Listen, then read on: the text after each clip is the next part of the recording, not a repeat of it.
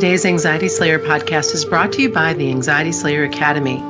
We've been offering a free podcast for almost 10 years to help anyone suffering with anxiety find relief. And now we're helping you go deeper by providing step-by-step support on how you can get the best experience from our favorite tools and techniques for overcoming anxiety. Visit anxietyslayer.com to get our free Anxiety Slayer starter course today. We begin today's show with an Anxiety Slayer success story from a listener who enrolled in our free course and started tapping. Thank you, Anxiety Slayer. I followed the EFT tapping session for the first time in your free course, and after a day of intense anxiety and restless wandering through my workplace, I feel a sense of calmness. My heart and thoughts have stopped racing, and I'm among the living once again. What a nice message to receive. It's always a pleasure to hear from our listeners to know that something's working and that we can help. Welcome back to the Anxiety Slayer podcast. I'm Shan Vanderleek here with my wonderful friend and co-host Ananga. We come together from Kent and Leelanau to share Anxiety Slayer sessions with you and answer listener questions from our inbox and Facebook page. Together we share a powerful collection of techniques to reduce anxiety. Hello, Ananga. Hey, Shan. Always a pleasure to be with you again for another episode of Anxiety Slayer. This week, we're responding to a question about overcoming trauma that's come up in our group several times this month. We'll begin by talking about important points in processing and recovering from trauma. I think the first thing to share is that it's not all about the technique, that it's very important to have compassionate support from an experienced practitioner when you're working through trauma. So we'll start right there. Yeah, we had a lot of questions and discussions in our private Facebook group over the last few weeks. Group members discussing trauma and asking what can help with releasing trauma. And questions were asked about different modalities, different treatment methods. And so tapping came up, and also something called EMDR. And group members were asking if that might be helpful. What exactly is EMDR, Ananga? It stands for eye movement desensitization and reprocessing. And it's a therapy that was developed back in the 1980s to help people deal with and heal from experiences that have caused emotional trauma. And then there's also EFT tapping, which you've heard us speak about quite a bit over the years. And EFT is the abbreviation for Emotional Freedom Technique, an effective self-help tool for calming negative emotions. Tapping is a description of the way EFT is used on the body's natural healing energy points or meridian points. These are the same points used in acupuncture to help healing. EFT is like acupuncture for emotional healing, but you can do it for yourself, and there are no needles, just tapping on a sequence of calming meridian points with your fingertips. You know, it's no surprise that we prefer EFT tapping. Let's talk about why. Again, as we open the conversation by saying it's as much who you work with for help with trauma as the modality you use. If you have somebody who's really experienced in working with trauma and using EMDR, and they're very supportive and able to be thorough and take their time with you, then people have had remarkable results with EMDR. My preference is for tapping because once you know how to tap, you have a tool that you can use anytime, anywhere. Anytime you have a flashback or you feel some emotional upset or disturbance or you feel triggered, once you know how to use EFT tapping, you can use it to support yourself, either if you choose to go it alone in self-healing or in between sessions working with a practitioner. And the other thing I really like about EFT tapping is it's not necessary to fully access or relive the trauma to get help. When EFT was first developed, it was nicknamed the tearless trauma technique for that reason. And it's been used with thousands of people, from veterans of war to members of the public who've been impacted by mass shootings or natural disasters, and individuals who've experienced personal and sometimes multiple trauma. EFT tapping is an extremely thorough and compassionate way of helping people work through traumatic memories and experiences. And one of the most simple yet profound ways it can do that is supporting people through telling the story. of their experience. Yes. And just step by step, working over the pain points in that story as they go. And one of the first times I helped somebody do that, it wasn't with what you might call a huge trauma, but it was certainly significant trauma. They'd been burgled. And we worked through the story of the shock points in the burglary using EFT tapping. As soon as they arrived home, for example, and got to their front door, they could see the front door had been forced open, which is traumatic. That's a shock because you immediately know something's happened. Somebody's broken entry into your home. So we tapped for that until that felt more comfortable. Then when she walked into her home, she could see some possessions on the floor, further shock. So we tapped for that. And we just went through recounting the story step by step by step using EFT tapping until at the end of the story, she felt quite matter-of-fact about it and she wasn't in fear of a repeat occurrence. So I really appreciate EFT's compassionate and thorough nature for that. And then again, of course, once she knew how to tap, should she be on her own in the evening and feel uncomfortable, she could tap that anxiety down and feel more confident and calm and more resourceful in her own home again. Yeah, without question. And it's so helpful on top of that to be heard, to be witnessed, to be able to go through what happened, knowing that you're fully supported, learning how to tap through it. And then, like you said, being able to do it, if something comes up, if something's triggered, or think about many, many years ago, I was in a pretty scary car accident and my daughter was in the back seat. And I carried some significant guilt around that for a while until I tapped through it. She was fine. Thank heavens she was fine. I was injured. The car was injured, but we got through it. It wasn't anything.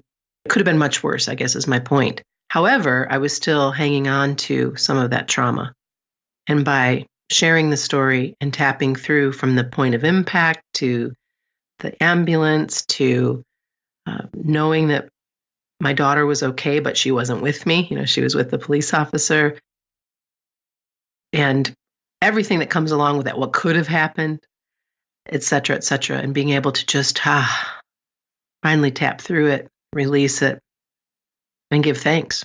It's a valuable thing to do, even on the day-to-day things that can become sticking points for us. I have a relative that had a small dog fall through some ice in a lake a while ago, and she had to wade out and break through the ice to get to her dog and bring her back. And they were both fine, but very smartly the next day, she chose to revisit that spot and stand and tap for the anxiety that her little friend might be in danger and on all the things that could have happened then. And she went back and just stood in that place and tapped through and cleared it, which I thought was really smart. There's a quote from one of my absolute favourite psychologists, Dr. Edith Eger, and she says that sometimes with trauma we're like a trapeze artist and we won't let go until we've got something better to hold on to. Sometimes we need help with that. We need help with finding the something better to hold on to, and also we need help with knowing that we don't need to hold on anymore and we can reach over. Right. To the next thing to grasp onto to gain some forward momentum.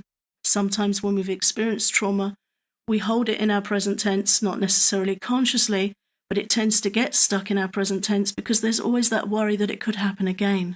So any trigger point, any memory where we think that could happen again, sometimes we hold trauma there as a reminder, as a hypervigilance, as a protection. Right. And you're describing post-traumatic stress. Yeah, which, to quote her again, Dr. Eger calls post-traumatic stress reaction, not post-traumatic stress disorder. We're not experiencing a disorder when we feel shaken or afraid or hypervigilant or thrown back into traumatic events via triggers or flashbacks. That's what happens. That's what the mind does. It's how the mind works. So it's very helpful to respond with compassion and understand that that is a natural reaction. To call it a disorder is not a very compassionate response to a very natural reaction to a traumatic event. And as we work through traumatic events, we keep talking about the importance of finding a practitioner who has a thorough understanding of trauma and anxiety.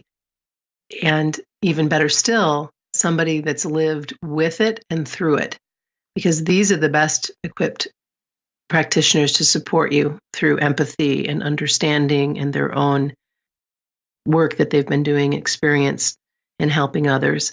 So if you feel like doing this on your own, learning EFT on your own or working through trauma on your own is a bit much, then you definitely want to consider partnering up with somebody that's qualified to help you. Trauma is complex. And along with so much that goes on, the feelings of anger and shame and resentments, all of these things are natural, but sometimes need some additional support. And we know that tapping can help release the shock of these emotions and trauma, and it can help us honor and tell the story of our events without feeling distressed.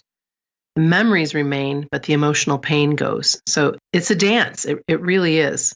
Yeah, and one best danced with compassion and some light shed on the knowledge, the lessons that come from these experiences, and facilitating the growth that always comes from these dark and painful moments in our lives. There's always the opportunity for lessons and for growth, but definitely being with somebody that can show you real understanding.